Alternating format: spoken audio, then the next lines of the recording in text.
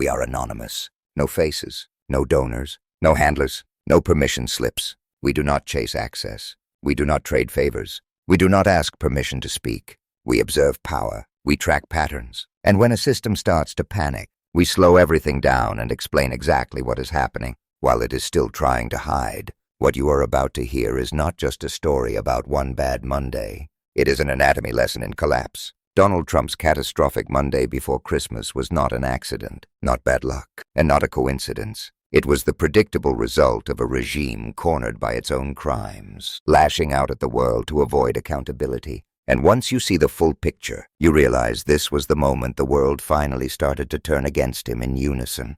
Trump woke up that Monday under pressure. Real pressure, not media criticism, not polling noise, but the kind of pressure that comes from documents, timelines, witnesses, and laws that cannot be shouted away.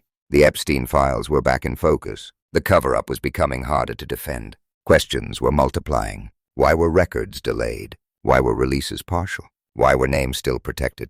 Why was the Justice Department slow-walking disclosures required by law? These are not abstract questions. These are existential threats to a regime built on silence and fear. And when Trump feels threatened, he does not retreat. He escalates. He creates chaos. He manufactures emergencies. He floods the zone so the public cannot hold one clear thought for long enough to demand answers. That is the context you must understand before anything else that happened that day. So right on cue, Trump reached for foreign policy theatrics. He announced the appointment of a special envoy to Greenland. Not a diplomat, not a seasoned negotiator, but the sitting governor of Louisiana, Jeff Landry, a man known for extreme rhetoric, culture war theatrics, and loyalty to Trump above all else. Greenland is not some abstract idea on a map. It is part of the Kingdom of Denmark. Denmark is a NATO ally.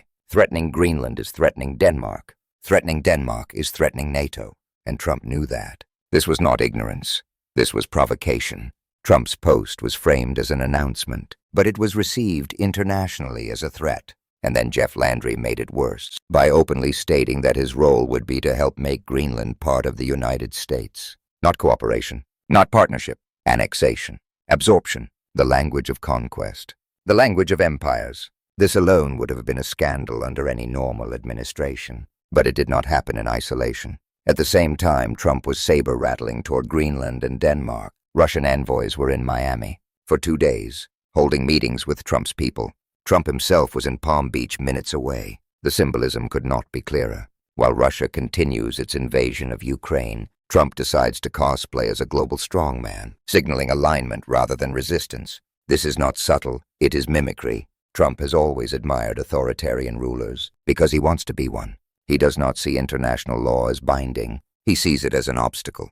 He does not see alliances as mutual defense. He sees them as leverage, and he does not see sovereignty as sacred. He sees it as negotiable if he has enough power. So when Denmark and Greenland responded with a joint statement invoking international law, sovereignty, and the right of peoples to self-determination, they were not just rejecting Trump's idea, they were rebuking his worldview. They were reminding the world that borders cannot be changed by threats, that security cannot be used as an excuse for conquest, and that Greenland belongs to the Greenlandic people, not to a foreign leader looking for a distraction. Denmark went further, summoning the U.S. ambassador to Copenhagen. That is not routine. That is a diplomatic escalation. It is what happens when an ally feels directly threatened. It was a signal that Trump's behavior had crossed from reckless into unacceptable.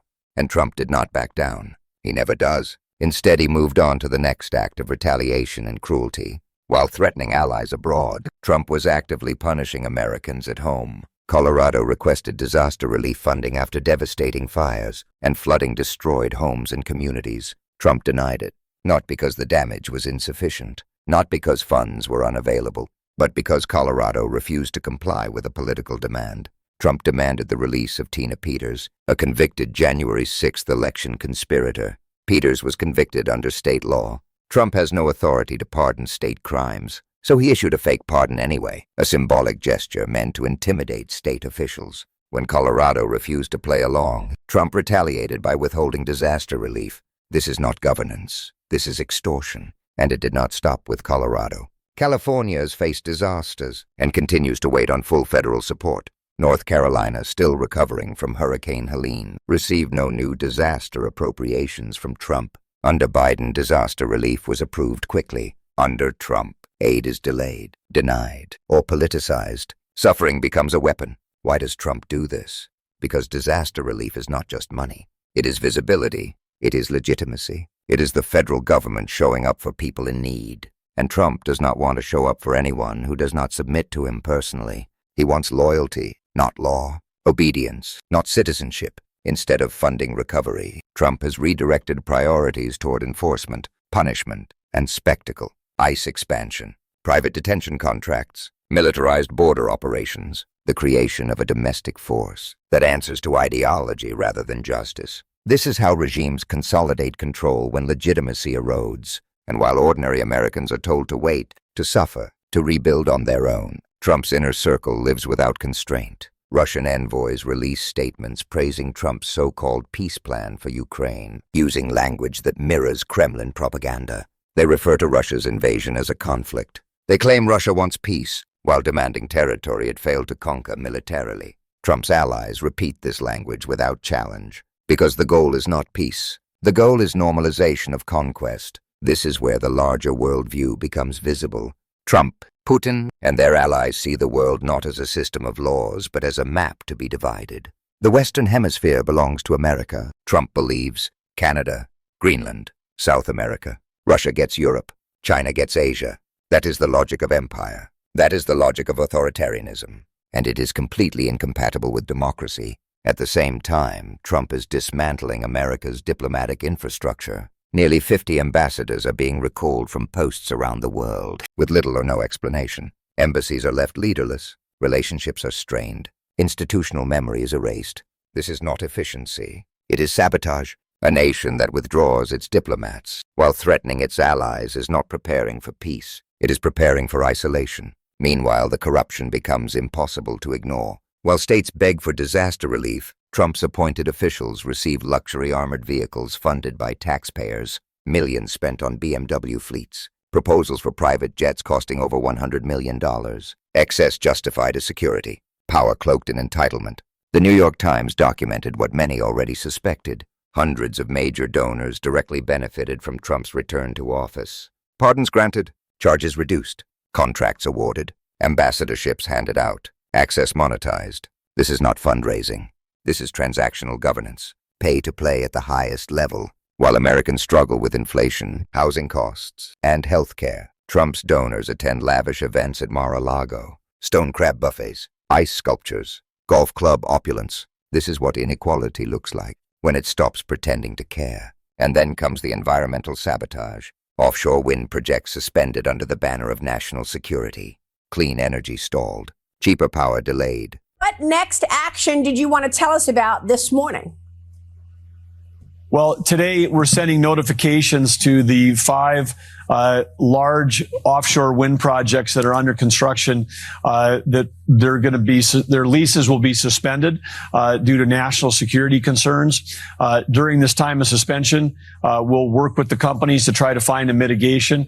But we've completed the work that President Trump has asked us to do. The Department of War has come back conclusively that the issues related to these large offshore wind programs have create radar interference that creates a genuine risk for the U.S., particularly related to the where they are in proximity to our East Coast population centers. Fossil fuel interests protected. Security concerns suddenly discovered at the exact moment they serve political and financial interests. The pattern repeats. MAGA lawmakers appear on television attacking cultural institutions, defending renaming projects, and reframing vandalism as patriotism. So, wait a minute, Congressman. Now that they care about landmarks, just how many historical figures did they take down in South Carolina in 2020? I mean, a lot. I just find this incredibly rich coming from a party that spray paints monuments, desecrates memorials, tears down statues. This is really rich. President Trump, I mean, the Kennedy Center has been a financial mess for a long time. President Trump, they had $250 million in deferred maintenance. But the president raised 130 plus million in private donations. Congress has also acted. This reaffirms America and President Trump's commitment to the Cabinet officials announce holiday programs encouraging self-deportation, combining threats and incentives in the same breath. Meanwhile, your department has a big announcement today because some folks have decided, you know what, they don't want to go through the immigration process anymore. They're in the country illegally and they're going to self-deport. And you're announcing a new incentive. What is that announcement, Madam Secretary? Well, it's home for the holidays season. So, not only are we returning those kiddos back to their families that Biden lost, we also are saying that if you voluntarily want to go home now to your country, if you're in this United States of America illegally, we will give you $3,000 through the holidays to send you home. We'll buy you a ticket, give you $3,000 to go home, and that includes people that have not been detained, maybe have interacted with us, are detained and don't have criminal charges against them. Yeah, raise your hand. We'll help you get home. We'll facilitate it, and you might get the chance to come back to this country the right way someday. If you wait until we interdict you and detain you and arrest you and have to deport you ourselves, you'll never get the chance to come back. So go on the CBP Home app and get the information, and we'll make sure you get home in time for Christmas. This is psychological warfare disguised as policy. What ties all of this together is not ideology. It is fear. We are anonymous. We exist to connect these moments into a single narrative because power relies on fragmentation. If this story mattered to you, do not let it fade into noise. Support independent journalism. Share this analysis. Make sure you are actually subscribed. Silence is the currency of corruption, and attention is the one thing they cannot control if you refuse to look away. We are anonymous, and we are still watching.